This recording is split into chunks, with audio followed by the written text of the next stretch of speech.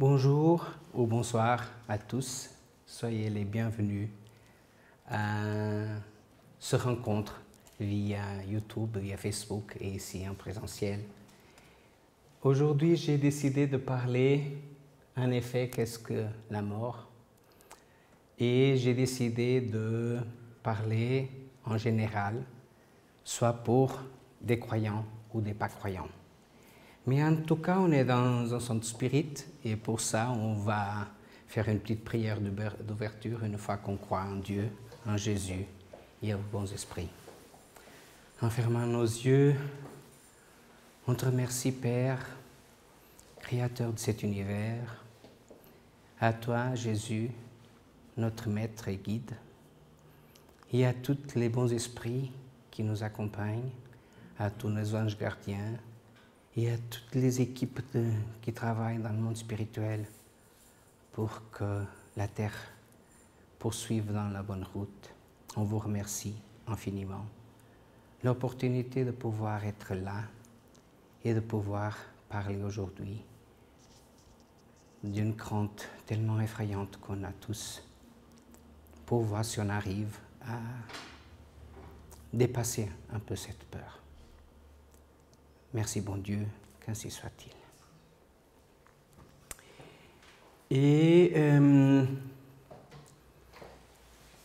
Et c'est pas par hasard, j'ai décidé de parler aujourd'hui de la mort. Et pour ceux qui sont brésiliens, une des grandes chanteuses brésiliennes est partie aujourd'hui, Gal Costa. Et comme disaient quelques commentaires que j'ai vus sur Internet qui me disaient c'est une voix qui m'accompagnait toute ma vie, à moi aussi. Et c'est vrai que c'est encore quelqu'un qui est parti, qui fait sa tâche, comme on va voir aujourd'hui dans les études qu'on va faire. Et en effet, qu'est-ce que c'est? Qu'est-ce que c'est la mort? La mort, c'est l'état irréversible d'un organisme biologique ayant cessé de vivre. Cet état se caractérise par une rupture définitive dans la cohérence des processus vitaux, nutrition, respiration, etc., de l'organisme considéré. Au niveau cellulaire, la mort désigne l'arrêt des fonctions de base d'une cellule. Au sein des communautés pluricellulaires, cette mort peut être accidentelle, nécrose ou régulée, voire programmée, aptose. Ça, c'est la définition qui apparaît sur Wikipédia. Alors, comme ils disent, la mort, c'est l'état irréversible d'un organisme biologique ayant cessé de vivre. Et on parle de la mort aujourd'hui, de la mort physique, de la mort du point de vue matériel, parce que la mort du point de vue spirituel n'existe pas. Et parlant pour ceux qui ne croient à rien, qui sont athées, qui sont agnostiques, qui ne croient pas en Dieu, qui n'ont pas une religion, la mort touche à tout le monde sans distinction. Aux pauvres, aux riches, à tout le monde, parce que comme ils disent dans la définition scientifique, tout ce qui vit meurt. Alors à partir du moment qu'on est, on va mourir. C'est une loi naturelle. Même en question de matière, quand on parle de matière physique, du genre libre, bois, n'importe quoi, toute la matière a une durabilité. Elle a un début et elle a une fin. Et elle n'évolue, elle ne dure pas pour toujours. Tout ce qui a un début a aussi une fin. Et c'est la même chose avec la mort. Et quelle est la définition de la mort?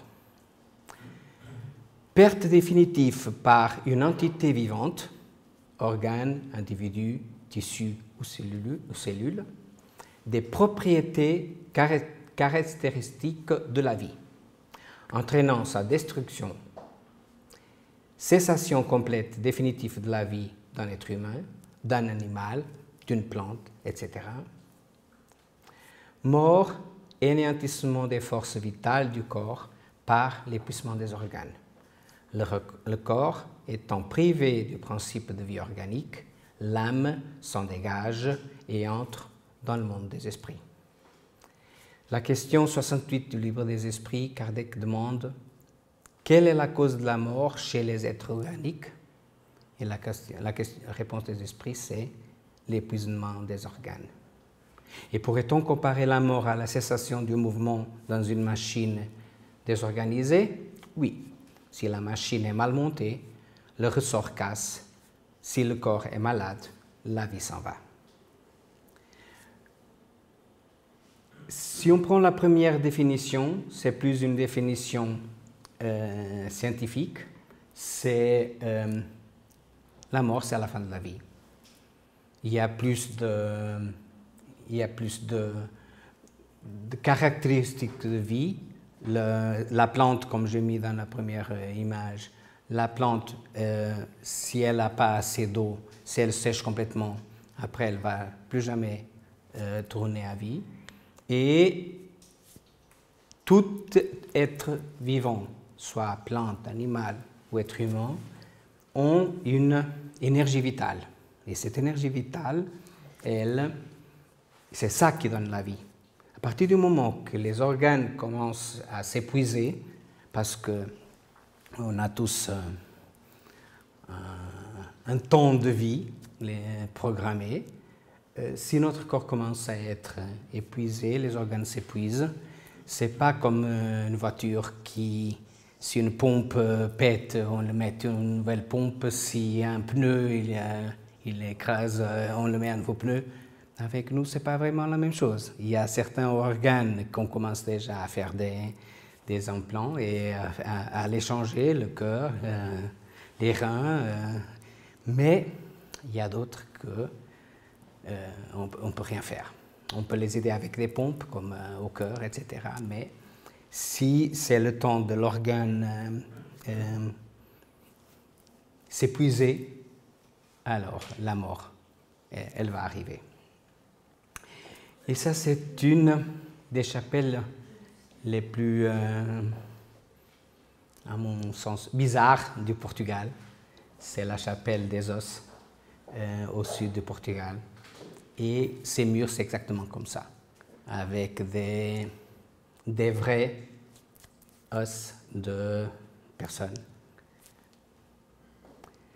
Je pense, j'ai pas été encore, mais je pense qu'un jour, un de ces jours, quand j'y vais au Portugal, je vais la visiter parce que pour nous mettre en confrontation avec notre peur, parce que surtout la mort, on utilise beaucoup l'image du crâne humain et il faut qu'on commence à voir ça comme une chose normale.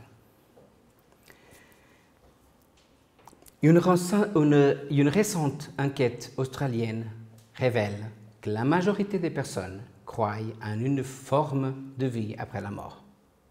Même pour certains athées, agnostiques et affiliés à aucune église, le paradis reste un espoir.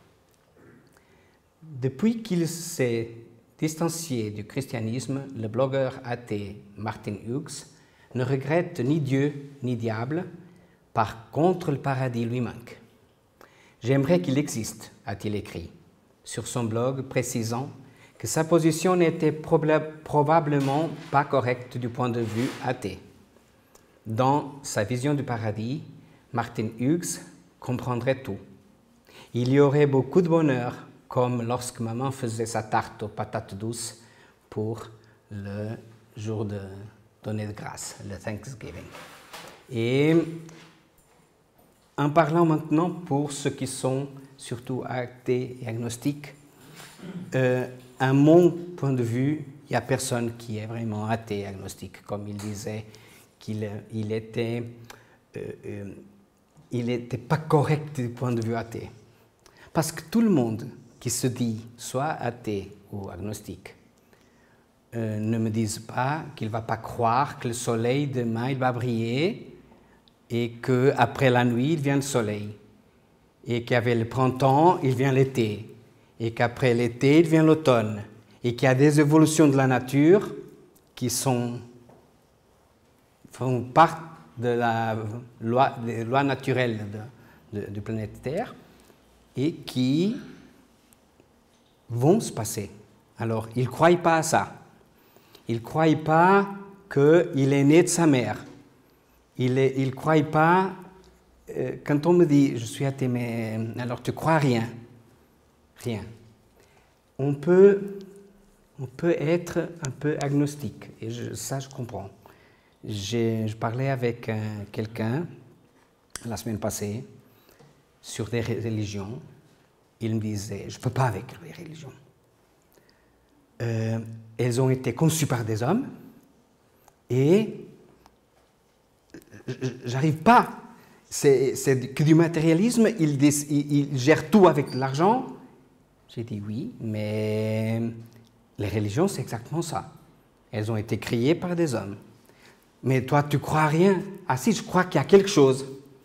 Et quel est le nom que tu donnes? Ah, je ne sais pas quel nom je peux le donner, mais tu peux le donner le nom que tu veux. Moi, je donne à cette chose que tu dis qu'il y a quelque chose, moi, je donne le nom de Dieu. Mais toi, tu peux donner le nom que tu veux. Mais alors, tu trouves qu'il y a quelque chose? Ah oui, c'est sûr qu'il y a quelque chose. Parce que même ceux qui se disent ne pas religieux, qui n'ont aucune religion, qui n'ont aucune connexion avec les spiritualités, ils croient à une vie après la mort. Et ça, c'est une image de la mort qu'on doit commencer à mettre de côté parce qu'elle n'est pas si méchante que ça. Et par Gabriel Martin, j'ai trouvé aussi sur Internet un article qui nous dit « Comme plusieurs membres de la communauté étudiante de l'université de Sherbrooke, je fais partie de la première génération de l'histoire du Québec à avoir reçu une éducation essentiellement laïque. Alors que bonne part de cette génération adhère, semble-t-il, à une forme de croisement entre agnosticisme, bouddhisme et christianisme.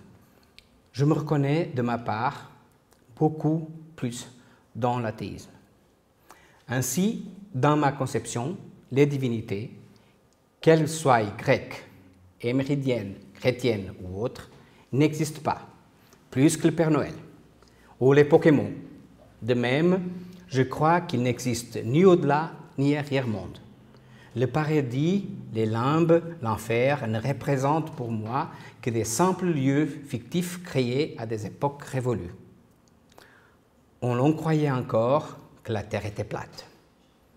Mes croyances athées, qui m'apparaissent scientifiquement tenables, posent toutefois difficulté quand vient le temps de réfléchir à cette question capitale. Y a-t-il une vie après la mort?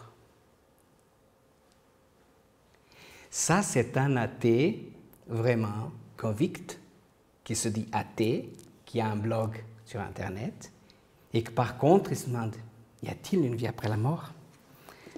Alors, mon ami, je te conseille à lire ça, un livre qui s'appelle « Mort ou pas ».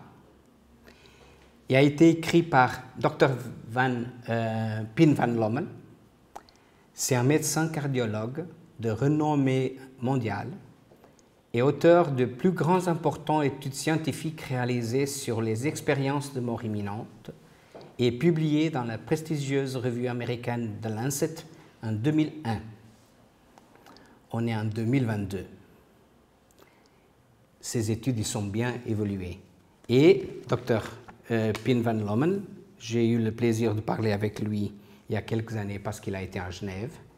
Et comme scientiste, comme cardiologue, comme médecin, et avec toutes les expériences qu'il a eues, avec des guéris de mort imminente qu'il a accompagnés pour son étude, il dit je dois admettre qu'il y a une vie après la mort. Parce que la plupart des personnes me racontent la même chose. La plupart des personnes ont une grande similitude d'expérience après la mort. J'ai eu même des cas Et il raconte dans ce livre-là, il y a eu même des cas où quelqu'un est mort physiquement, le corps s'est arrêté, le cerveau s'est arrêté, tout est arrêté, il était mort. Et après, il revient, quelques minutes plus tard, il revient, et quand il se récupère, il dit « Il est où mon appareil dentaire ?»« Ah, mais monsieur, on ne sait pas où est votre appareil dentaire. »« Mais alors moi, je sais.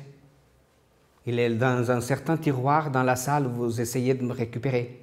Vous avez retiré mon appareil dentaire pour essayer de me récupérer, vous l'avez mis dans le tiroir. »« Mais comment vous le savez ?»« Parce que j'étais sur la table en train de vous regarder à faire la récupération. » Son esprit s'est dégagé, il a été présent dans la salle à voir qu'est-ce qu'il faisait pour essayer de le récupérer, et il raconte ça.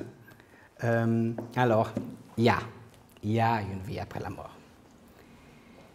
Et quelle est la meilleure expérience de vie après la mort? C'est Jésus, qu'il est venu sur terre, même s'il y a quelques doutes pour certaines laïcs, comme disait Gabriel avant.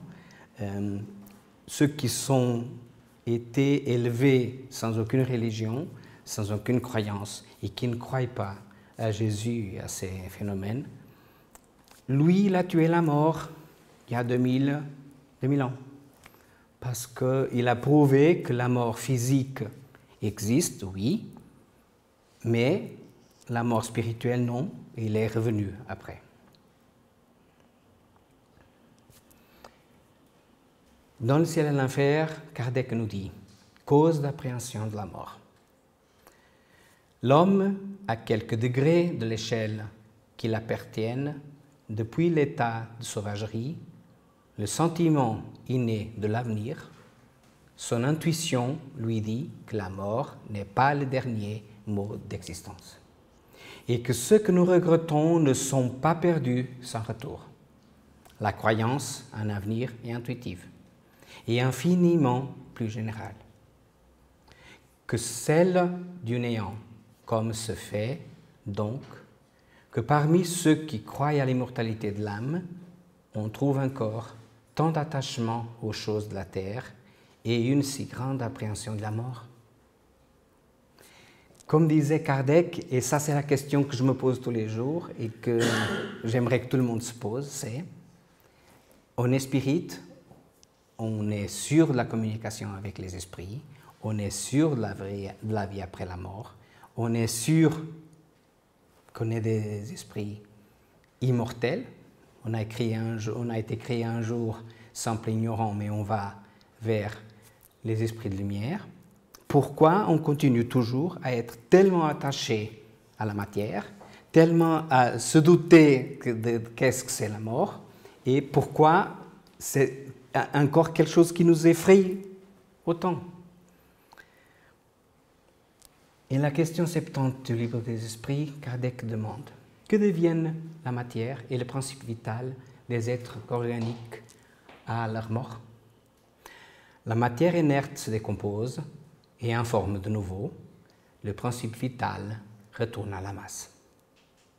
L'être organique étant mort, les éléments dont il est formé subissent de nouvelles combinaisons qui constituent de nouveaux êtres.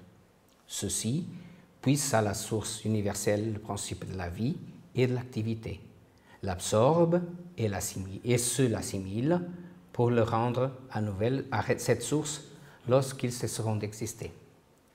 Les organes sont pour ainsi dire imprégnés de fluide vital.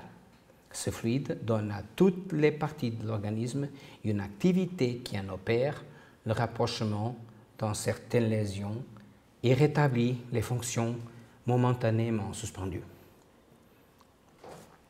Et bien sûr que, après on se dit, les autres religions qui croient encore qu'un jour Jésus va retourner pour nous appeler les élus pour lui rendre compagnie au ciel, ça c'est pas possible. Et comme c'est pas possible, dû à cette explication de Kardec, la matière elle va se décomposer et va reformuler une nouvelle matière dans la nature. Il ne sera jamais possible que quelqu'un qui est mort il y a 500 ans, parce qu'il est élu, Jésus il va le chercher, il va le récupérer pour physique. Et ça, c'est une des choses que les personnes après se disent non, je ne crois pas à ça. Parce que physiquement, ce n'est pas possible. Il continue en disant, mais lorsque les éléments essentiels au jeu des organes sont détruits ou trop profondément altérés, le fluide vital est impuissant à leur transmettre du mouvement de la vie et l'être meurt. Les organes réagissent plus ou moins nécessairement les uns sur les autres. C'est l'harmonie de leur ensemble qui résulte leur action réciproque. Lorsqu'une cause quelconque détruit cette harmonie, leur fonction s'arrête comme le mouvement d'un mécanisme dont les rouages essentiels sont dérangés. Telle une horloge qui s'use avec le temps et qui se disloque par accident et que la force motrice est impuissante à mettre à nouveau. C'est l'explication simple depuis Kardec pour la mort. Il continue disant, nous avons une image plus exacte de la vie et de la mort dans un appareil électrique. Cet appareil recèle l'électricité comme tous les corps de la nature à l'état latent. Les phénomènes électriques ne se manifestent que lorsque le fluide est mis en activité par une cause spéciale. Alors, on pourrait dire que l'appareil est vivant. En cause d'activité venant à cesser, le phénomène cesse. L'appareil rentre dans l'état d'inertie. Les corps organiques seraient ainsi des sortes de piles ou appareils électriques dans lesquels l'activité du fluide produit des phénomènes de la vie. La cessation de cette activité produit la mort. On peut penser que alors notre corps, bien sûr que ce n'est pas comme ça, mais ça c'est une façon que Kardec il a trouvée pour essayer d'expliquer mieux comment nous on vit. C'est comme si c'était une batterie d'énergie. Pendant qu'elle a cette énergie, il travaille, la batterie, elle fonctionne. Mais à partir du moment que c'est plus le temps, c'est plus l'heure, il a accompli ce qu'il avait à faire, alors c'est fini. C'est la même chose que cette plante, que si on arrête de l'arroser, de la nourrir, de lui donner du soleil ou de lui mettre les choses nécessaires pour qu'elle survive, elle a repoussé à partir d'une graine. Petit à petit, elle s'est développée, comme nous. À partir de petites graines dans notre corps humain, il commence à se développer. Il devient adulte. Et après, quand c'est l'heure de partir, elle part. Et j'ai trouvé un texte merveilleux, après à la fin on verra, de Divaldo Franco, qui s'intitule « Compagnie ». J'ai toujours été à tes côtés, déclare la mort à l'homme riche, et tu as refusé de me voir et de m'entendre. Pendant que tu respirais, je t'avais averti que tu étais mourant dès le moment de ton berceau, parce que je recueillais les fragments de toi qui perdaient leur vitalité et succombaient. Comme enfant et plus tard comme jeune, tu avais la force, tes cellules se renouvelaient et la vie remplaçait tout ce qui terminait son cycle. J'étais ta compagne incessante, patiemment, j'ai attiré ton attention un nombre incalculable de fois et tu ne m'as jamais permis un moment pour me comprendre. On continue après, mais juste pour... Pendant que tu respirais, j'étais averti que tu étais mourant dès le moment de ton berceau. C'est ça que je disais au début. À partir du moment qu'on est, on meurt. On ne sait pas quand, comment, pourquoi et en quelle situation. Mais si on est vivant, on va mourir. Tous. Comme Harold rigolait un de ces jours dans une présentation, il a dit « J'ai deux nouvelles, une bonne et une mauvaise. Vous voulez laquelle en premier ?» Alors la première, c'est « On va tous mourir ». L'autre, c'est « On ne sait pas quand ». Mais c'est ça la mort. On va tous mourir. Et la mort continue. Parfois, quand la maladie et le malheur t'ont affecté, j'ai réussi à que tu m'écoutes un peu, mais tu t'énervais, et me demandant une nouvelle chance, et je cédais généreusement. Maintenant, malheureusement, j'arrête de t'accompagner. L'homme, pris d'une grande surprise, joie, se sent libre et demande « Tu t'en vas? Tu me laisses suivre tout seul ?» « Non, » répond sur rien la mort. Nous changeons de position. Avant, où tu allais, j'étais avec toi et je t'accompagnais. À partir de ce moment, à partir de maintenant, c'est toi qui m'accompagnes au pays où on part. Et elle l'a arraché sans plus tarder.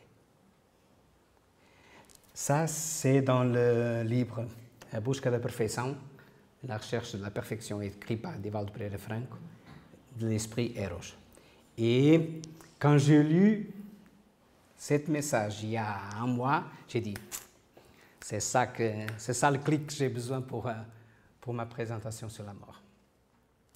À partir du moment qu'on est, on est en train de mourir. Parce que si on est en train de développer, mais tout ce qui naît meurt. Et c'est rien qu'on peut changer. Ça fait partie de notre vie matérielle. Et heureusement qu'on a cette possibilité de le faire et de l'être. La doctrine spirit change entièrement la manière d'envisager l'avenir.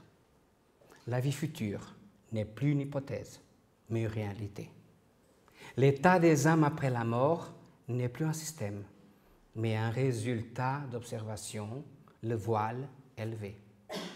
Le monde spirituel nous apparaît dans toute sa réalité pratique.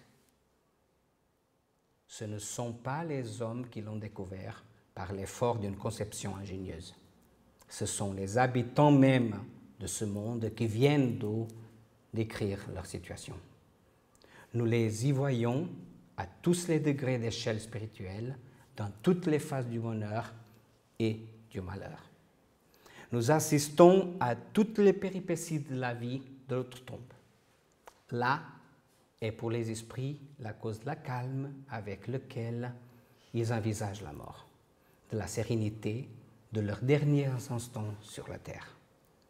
Ce qui les soutient, ce n'est pas seulement l'espérance, mais la certitude. Ils savent que la vie future n'est que la continuation de la vie présente dans de meilleures conditions. Et ils l'attendent avec la même confiance qu'ils attendent le lever du soleil après une nuit d'orage. La mort, c'est ça.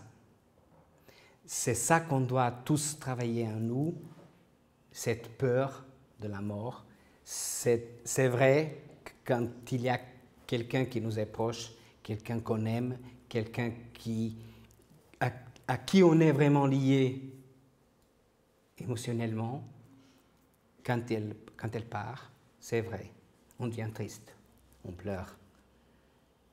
Mais ça fait partie de la vie, c'est juste qu'une petite séparation. Comme il disait, ça c'est un passage du livre des médiums. Et quand il disait la sérénité de leurs derniers instants sur la terre, ce qu'on peut faire pour ceux qui partent, c'est de prier.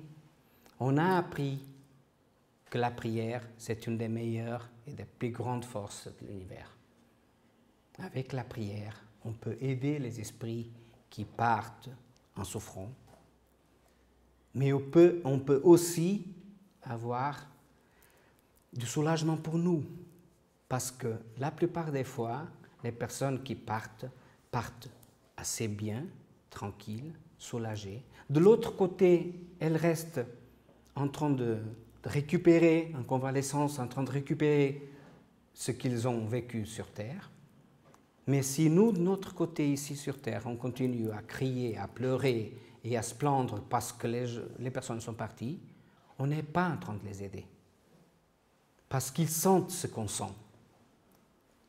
Et les vibrations que nous on est en train de les envoyer, ils les sentent.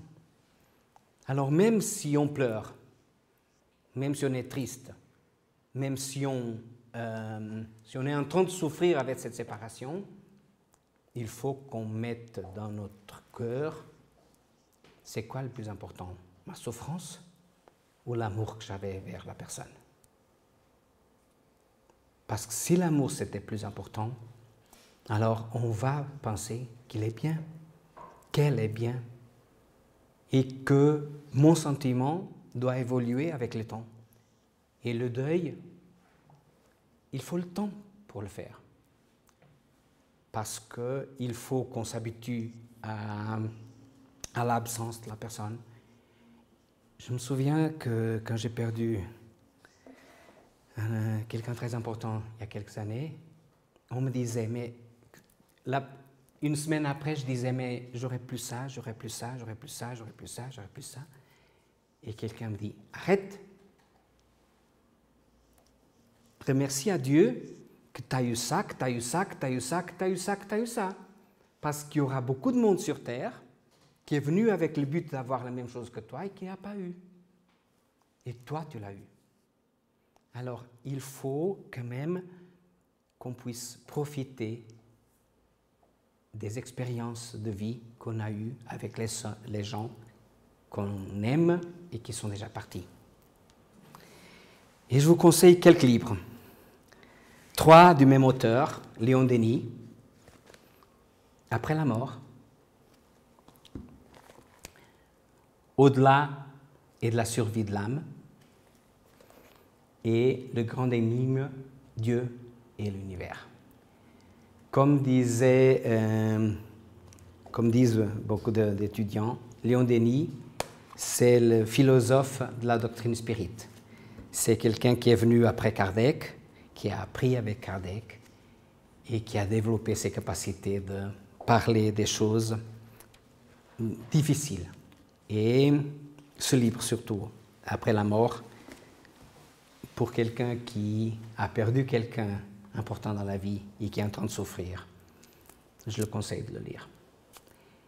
Et c'était tout que j'avais à vous dire pour aujourd'hui.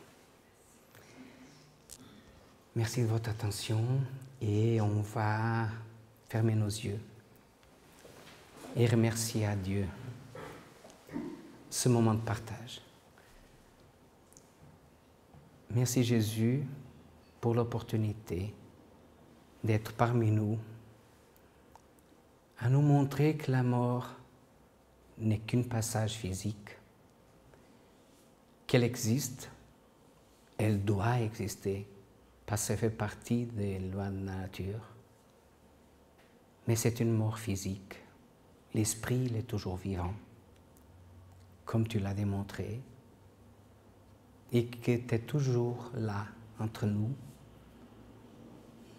pour nous aimer, pour nous conseiller, pour nous donner ta lumière. Et pour ça, on te remercie infiniment. Et avec autant de bien qu'on reçoit, tant d'amour, ce qu'on va faire, c'est de prier pour ceux qui sont en train de souffrir. Prier pour des êtres, pour des frères et sœurs qui ont perdu des familiers récemment, qui ont perdu, ils disent perdu, mais quelqu'un important est parti pour la patrie spirituelle. Et on te remercie si tu puisses les accueillir, les bras ouverts comme tu es toujours, et que tu puisses les aider à accepter ce moment de séparation et qu'ils puissent avancer quand même la bonne route et le bon chemin pour l'avenir. On te prie aussi pour nos frères qui se suicident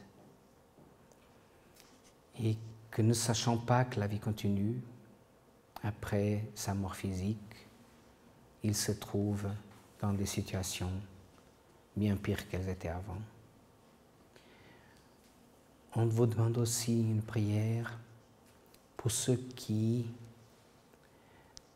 tuent les autres, pour ceux qui gèrent les planètes, les pays, qui sont dans les gouvernements des pays et qui engendrent encore la guerre, la destruction, le manque de considération vers les autres.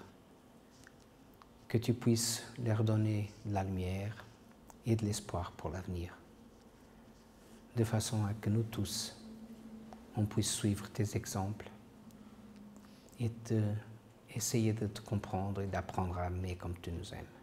Merci Jésus, qu'ainsi soit-il.